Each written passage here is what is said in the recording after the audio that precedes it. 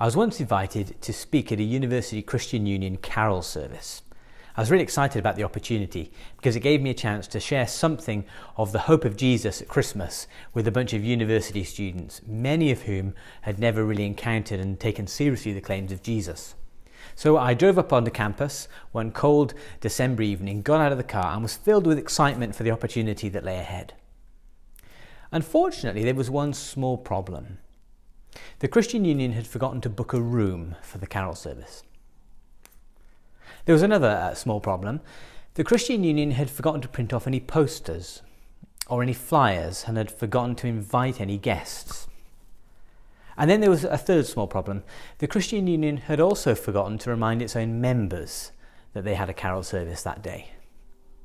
And so I did my talk in the car park at a university with 12 Christian students around me, and all the way through my talk all they were doing was shivering and wanting to go inside. Now, safe to say I was very discouraged by that experience, and I drove home and I was tempted to give up on the work at that university. Now, I don't know if you've had anything sort of similar happen in your life, perhaps a circumstance that's happened that has made you tempted just to give up, tempted to give it all in. Maybe it's happened over lockdown. Maybe over lockdown, you're the only Christian in your family, the only Christian in your household, and you've become just sort of discouraged by that. It's hard, the pressure you feel. Perhaps you're discouraged by being the only Christian in your family. Or maybe during lockdown, you just miss other people. You just miss the stimulation of others, the activities that you once did, the people that you saw, and you feel a bit despondent. You're perhaps even worried that once they relax lockdown, you might never actually properly go out again. Or maybe you're at home and you're just rushed off your feet. You're struggling working from home, you're struggling homeschooling, life has just been very, very busy.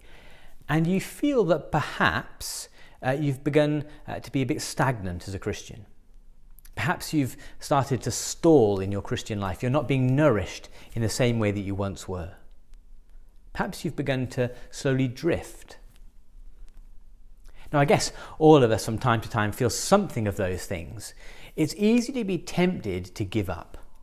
When times are hard, it's easy to want to give up and to give in, and to think that all of our work, all of our hard work, all of our Christian belief is just in vain. What do we do when we feel tempted to be discouraged and to give up?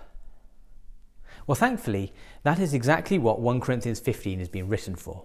You see, in 1 Corinthians 15 that we've had read for us, the Apostle Paul wants to encourage us. He wants to encourage us to keep going and not to give up. And he does that by reminding us of the resurrection. Not the resurrection of Jesus, but our resurrection on that final day. When Jesus returns, we will be raised from the ground. And Paul wants to encourage us with that. And so we're going to see two truths to encourage us not to give up. The first is our existence will be different. Our existence will be different. Now, it'd be helpful if you've got that passage in front of you.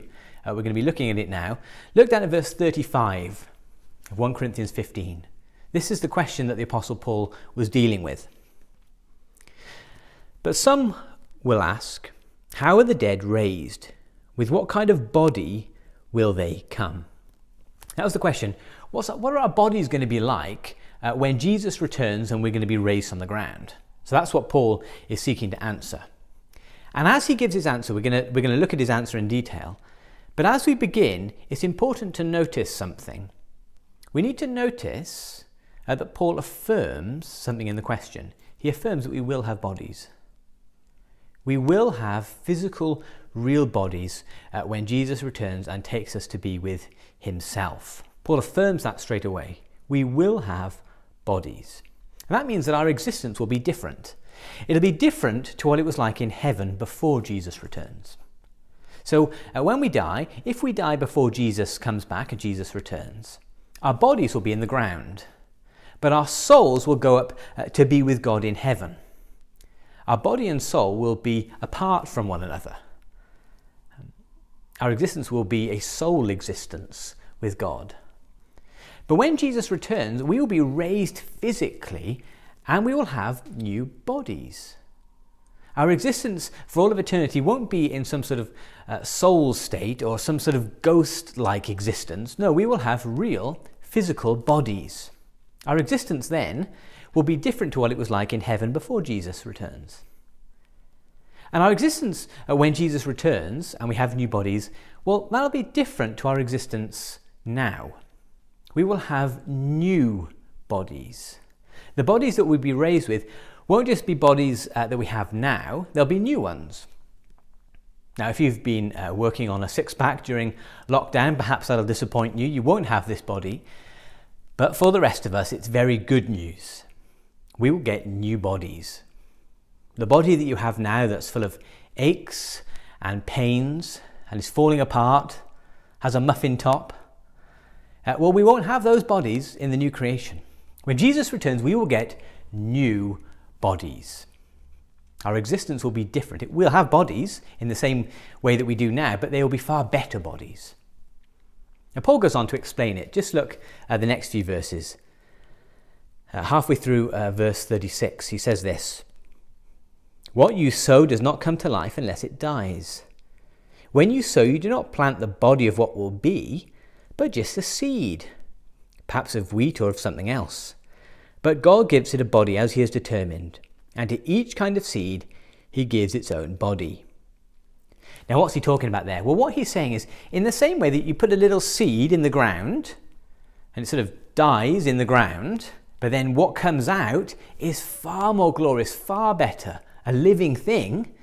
Well, in the same way that our bodies will go in the ground, or will be cremated, but what will happen when Jesus returns is they'll be far better. Our new bodies will be the sort of living being that's come of age, as it were. It'll be a far better existence than just the little seed that went in. It'll be even better than we have now. And he goes on to explain it again, verse 39. "Not all flesh is the same.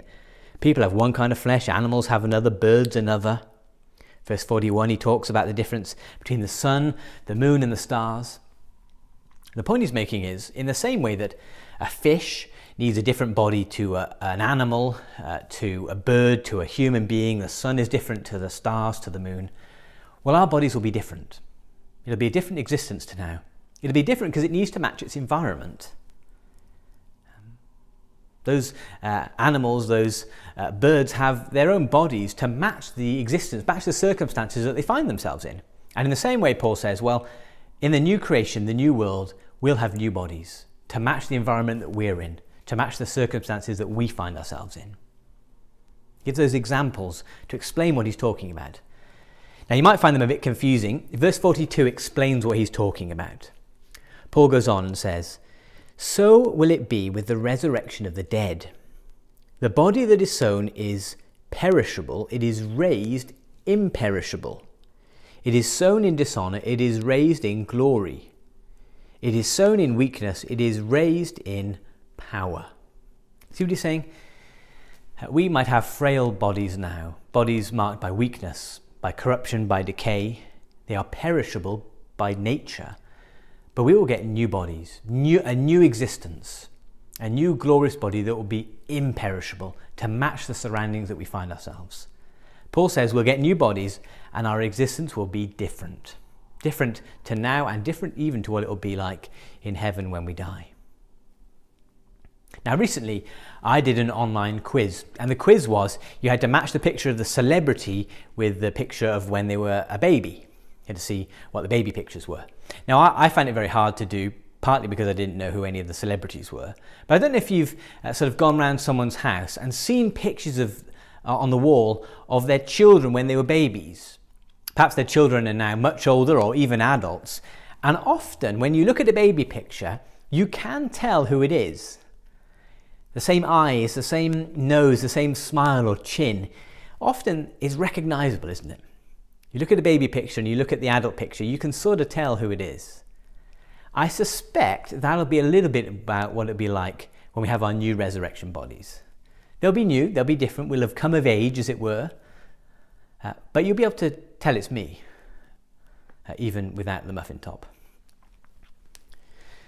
We will get new bodies, but it will be a spiritual existence. It will be different. Paul says, verse 44, it is sown a natural body. Our body is now a natural, earthly. It will be raised a spiritual body. If there is a natural body, there is also a spiritual body. Now, Paul here is not saying spiritual as in non-physical. He's saying spiritual as in not natural, not earthly. That's the contrast then between Adam and Christ. Adam, the earthly man, the man of this earth, who brought sin and death and corruption into the world. We won't have the marks of that body. We will have the marks of a spiritual body, of Jesus, the last Adam, the second Adam, who came into the world to defeat sin. After all, we're headed for heaven. Verse 49. And just as we have borne the image of the earthly man, that's Adam, so shall we bear the image of the heavenly man. That's Jesus. We'll have a new creation, heaven down on earth. Paul says in verse 48, we are of heaven. And therefore we will have new bodies to match that. Glorious new bodies. Our existence will be different.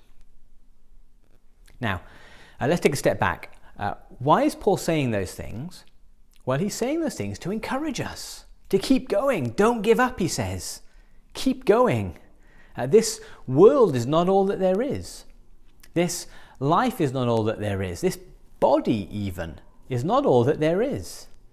If we're trusting in Jesus, there is a bright future ahead of us.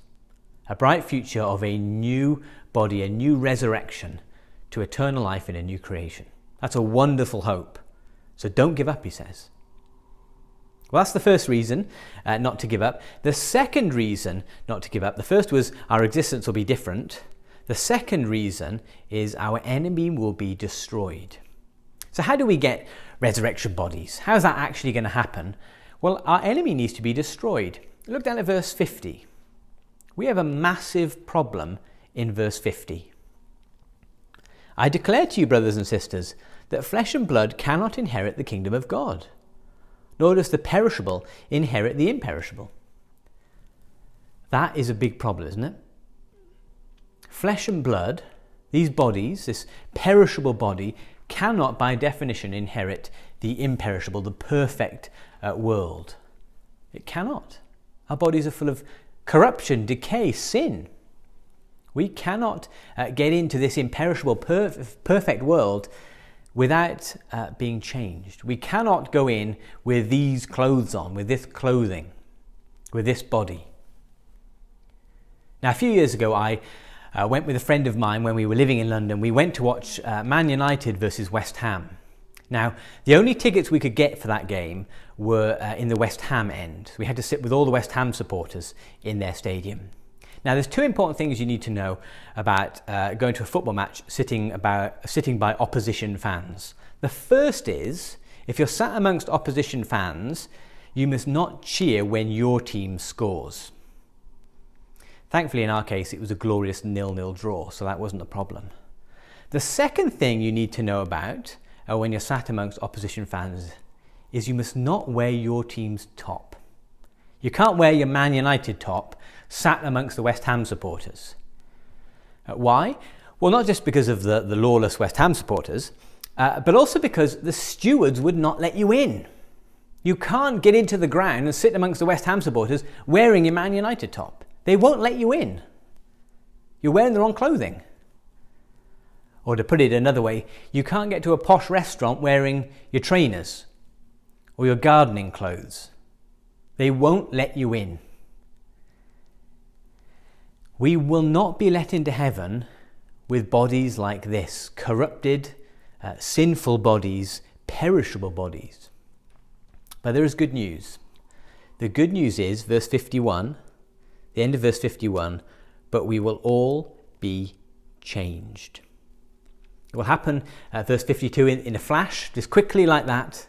The dead will be raised, Jesus will return. Verse 54, and when the perishable has been clothed with the imperishable, and the mortal with immortality, then the saying that is written will come true, death has been swallowed up in victory. You see, we will be clothed. We will have the right clothes on. The clothes of immortality, new bodies, a resurrection body that will never die, that will never be corrupted, will never decay. new bodies to match the environment.